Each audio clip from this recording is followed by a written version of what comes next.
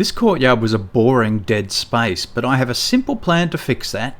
Using basic wall building techniques, I'll create a garden bed and seating and then dress it up to become a fabulous feature.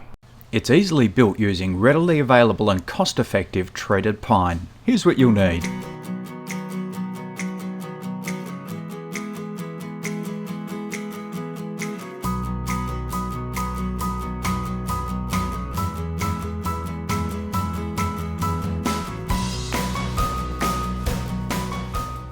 Start by measuring and setting out for your bed. In my case, I made the bed 2.4 metres wide so I could just use full-length sleepers.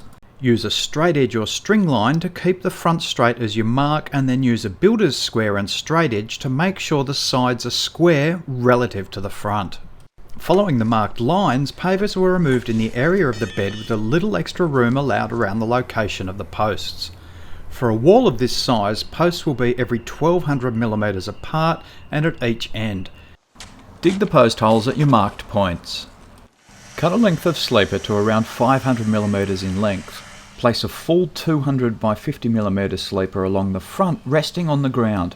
Bring to level and use that cut section as a temporary support, clamping it in place. Measure for the centre post, adding 200mm for the next sleeper row.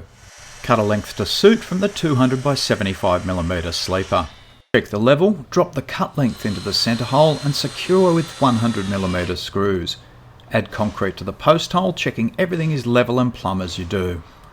You can now repeat for the end posts and then add the second level of horizontal sleepers, securing them in place with 100mm screws. Lay a sleeper flat on top of the front as capping and use your square to align it correctly and evenly. You'll want it with an overhang of at least 20mm in front of the post faces.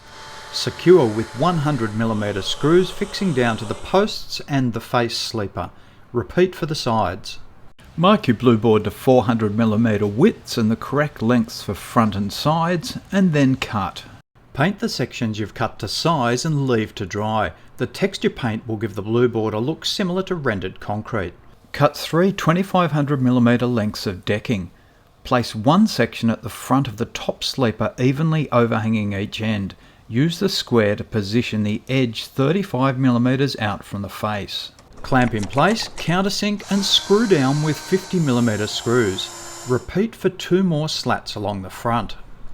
With your square at the 45-degree position, mark a line from the inside to the outside corners of the sleeper capping.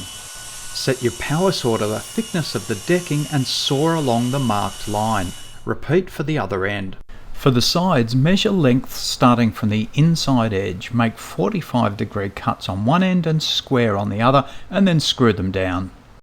Apply a generous amount of construction adhesive to the face of the posts. If needed, add some additional blocks of sleeper offcuts evenly spaced between the posts to keep the blue board rigid.